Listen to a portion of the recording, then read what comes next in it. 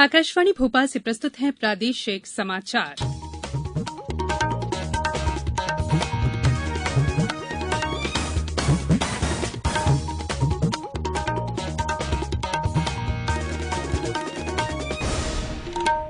नमस्कार, समाचारों के साथ मैं संयुक्ता बैनर्जी। पहले मुख्य समाचार। प्रदेश के 1,75,000 लोगों को कल मिलेगा अपना घर। प्रधानमंत्री वीडियो कॉन्फ्रेंसिंग के जरिए कराएंगे गृह प्रवेश। कांग्रेस ने उपचुनावों के लिए पहली सूची में घोषित किए 15 उम्मीदवार। फूल सिंह बरैया और प्रेमचंद गुड्डू को भी मिला टिकट। मुख्यमंत्री ने कहा, राज्य में बाढ़ से 9,500 करोड़ की हानि हुई। केंद्रीय दल ने किया रायसेन और हरदा जिलों का दौरा। निजी स्कूल कोरोना काल में ले सकेंगे सिर्फ ट्यूशन फीस, बाकी फीस पर मध्यप्रदेश हाईकोर्ट ने रोक बरकरार रखी। और सरकार ने स्पष्ट किया, इंदौर सहित प्रदेश में कहीं नहीं लगेगा लॉकडाउन। अब समाचार विस्तार से। प्रदेश के 1,75,000 परिवारों को प्रधानमंत्री आवास योजना ग्रामीण के तहत कल आवास प्रदान किए जाएंगे। प्रधानमंत्री नरेंद्र मोदी हितग्राहियों को वीडियो कॉन्फ्रेंसिंग के जरिए गृह प्रवेश भी कराएंगे। इस अवसर पर प्रधानमंत्री सीधी सिंगरौली और ग्वालियर के हितग्राहियों से बात भी करेंगे। उधर मुख्यमंत्री शिवराज सिंह चौहान ने प्रधानमंत्री आवास योजना ग्रामीण के अंतर्गत 12,000 गांवों में निर्मित आवासों को देने के लिए आयोजित किए जाने वाले गृह प्रवेशम कार्यक्रम की तैयारियों की आज भोपाल में समीक्षा की। मुख्यमंत्री ने सभी हितग्राहियों से अपील की है कि वे अपने नए आवासों में उत्सव पूर्वक प्रवेश करें।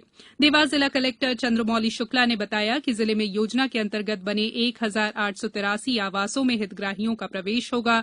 गुना जिला कलेक्टर ने इस प्रवेश कार्यक्रम में जुड़ने के लिए सभी ग्रामवासियों से अपील की है। सभी ग्रामवासियों से अनुरोध है कि इसका एक लिंक दिया गया है जिसका हम व्यापक प्रचार प्रसार करेंगे। उस लिंक पे जाके उसे डाउनलोड करें और इसका सीधा प्रसारण देखें।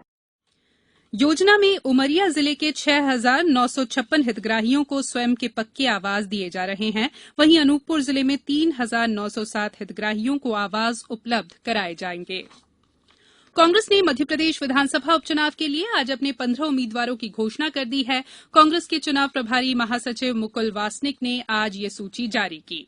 सूची के अनुसार हाल ही में हुए राज्यसभा चुनाव हारने वाले फूल सिंह बरैया को दतिया जिले के भांडेर सीट से टिकट दिया गया है। दिमनी से रविन्द्र सिंह तोमर, अंबाह से सत्यप्रकाश, गोहद से मेवाराम जाटव, ग्वालियर से सुनील शर्मा, डबरा से सुरेश राजे, करैरा से प्रागीलाल जाटव, बमौरी से कन्हैयालाल अग्रवाल, अशोकनगर से आशा दोहरे और अनूपपुर से विश्वनाथ सिंह कुंजम को उम्मीदवार बनाया गया है। वहीं सांची से मदनलाल चौधरी अहिरवार, आगर से विपिन वानखेड़े, हाटपिपलिया से राजवीर सिंह बघेल कांग्रेस के प्रत्याशी होंगे। साथ ही नेपानगर से रामकिशन पटेल, सावेर से प्रेमचंद गुड्डू को कांग्रेस प्रत्याशी घोषित किया गया है। बमौरी से उम्मीदवार कन्हैयालाल अग्रवाल पूर्ववर्ती शिवराज सरकार में मंत्री रह चुके हैं। वे हाल ही में कांग्रेस में शामिल हुए हैं।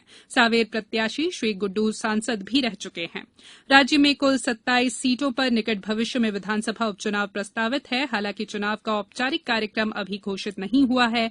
कांग्रेस के पहले बसपा ने 8 प्रत्याशियों की सूची जारी की है।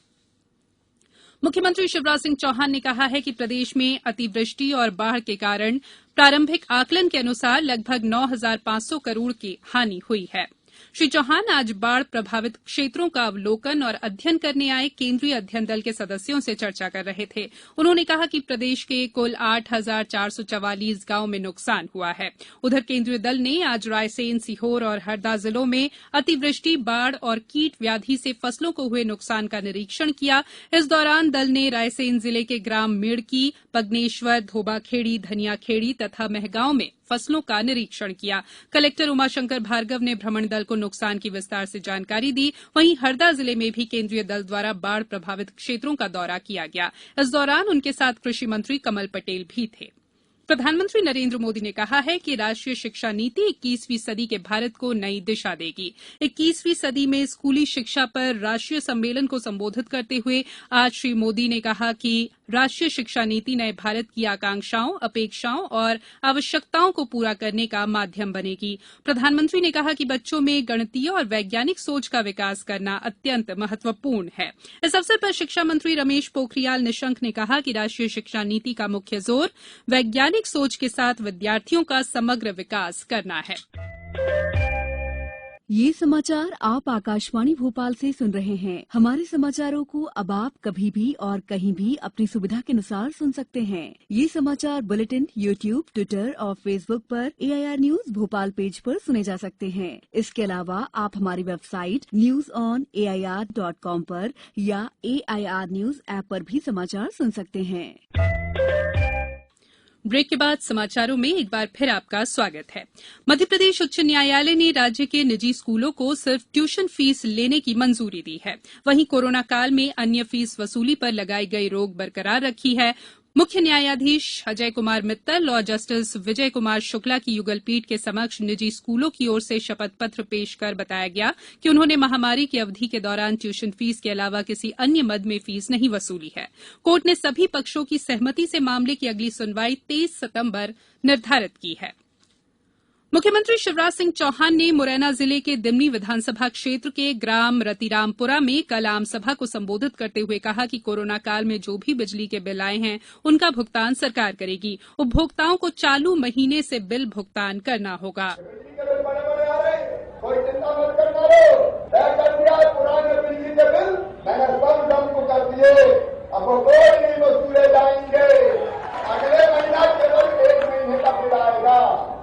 मुख्यमंत्री ने कहा कि निकट भविष्य में प्रदेश में बड़ी संख्या में विभिन्न विभागों में भर्ती होगी। सरकार ने निर्णय लिया है कि अब नौकरी में मध्य प्रदेश के ही युवाओं की भर्ती की जाएगी।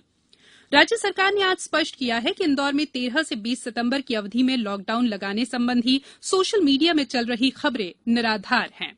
गृह विभाग के अतिरिक्त मुख्य सचिव डॉक्टर राजेश राजौरा ने भोपाल में बताया कि ये खबरें निराधार और असत्य हैं। उन्होंने कहा कि इंदौर या राज्य के किसी भी हिस्से में कंटेनमेंट क्षेत्र को छोड़कर राज्य शासन की अनुमति के बगैर लॉकडाउन नहीं लगाया जा सकता है। प्रदेश में कोरोना से अब तक 61,000 से ज्यादा मरीज स्वस्थ हो चुके हैं।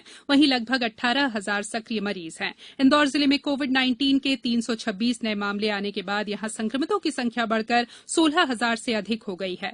राहत की खबर यह है कि अब तक मिले मरीजों में से 11,000 से अधिक मरीज स्वस्थ हो चुके हैं। राजधानी भोपाल में आज 216 नए मरीज मिले हैं। नीमच में 15 लोगों ने कोरोना से जंग जीती है। अब तक 1,151 लोग स्वस्थ हुए हैं। शहडोल में 50 नए पॉजिटिव मिले हैं। संक्रमितों का आंकड़ा 831 हो गया है। पन्ना जिले में आज कोरोना संक्रमित 7 मरीज सामने आए हैं। अशोकनगर जिले में 9 कोरोना पॉजिटिव मिले हैं। रायसेन में औद्योगिक नगर मंडीदीप के सिविल अस्पताल में आज कोरोना पॉजिटिव गर्भवती महिला की सफल डिलीवरी कराई गई है।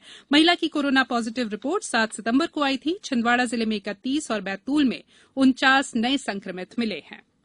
उच्च शिक्षा मंत्री डॉक्टर मोहन यादव ने आज बरकतुल्ला विश्वविद्यालय में संपूर्ण गुणवत्ता प्रबंधन प्रोजेक्ट का शुभारंभ किया। बरकतुल्ला विश्वविद्यालय इस प्रबंधन को अपनाने वाला देश का पहला विश्वविद्यालय बन गया है। विश्वविद्यालय में गुणवत्ता लाने के लिए क्वालिटी फ्रेमवर्क का निर्माण होगा। साथ ही गुणवत्ता के उच्चतम मापदंडों को प्राप्त करते हुए उचित वातावरण का निर्माण भी किया जाएगा। इसके साथ ही विश्वविद्यालय में राष्ट्रीय शिक्षा नीति पर परिचर्चा का भी आयोजन किया गया।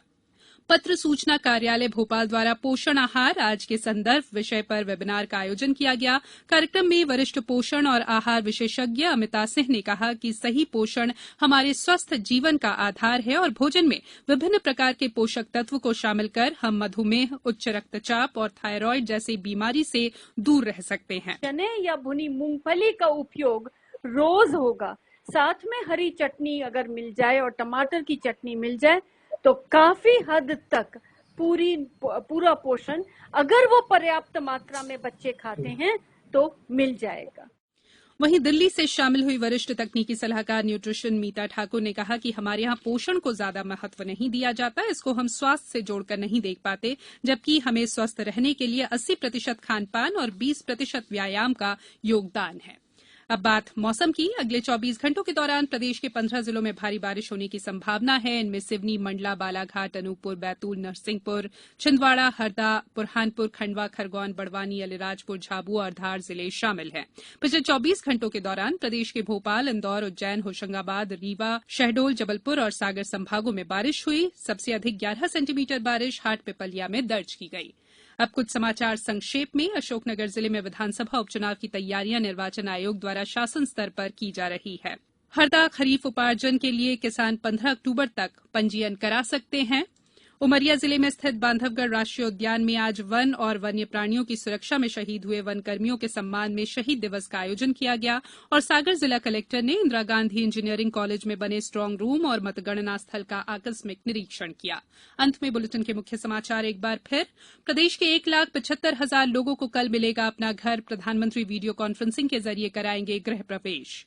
कांग्रेस ने उपचुनावों के लिए पहली सूची में घोषित किए 15 उम्मीदवार। फूल सिंह बरैया और प्रेमचंद गुड्डू को भी मिला टिकट। मुख्यमंत्री ने कहा राज्य में बाढ़ से 9,500 करोड़ की हानि हुई। केंद्रीय दल ने किया रायसेन और हरदा जिलों का दौरा। निजी स्कूल कोरोना काल में ले सकेंगे सिर्फ ट्यूशन फीस, बाकी फीस पर मध्यप्रदेश हाईकोर्ट ने रोक बरकरार रखी और सरकार ने स्पष्ट किया इंदौर सहित प्रदेश में कहीं नहीं लगेगा लॉकडाउन। इस बुलेटिन में इतना ही। सतर्क रहिए, सुरक्षित रहिए और सुनते रहिए आकाशवाणी। नमस्कार।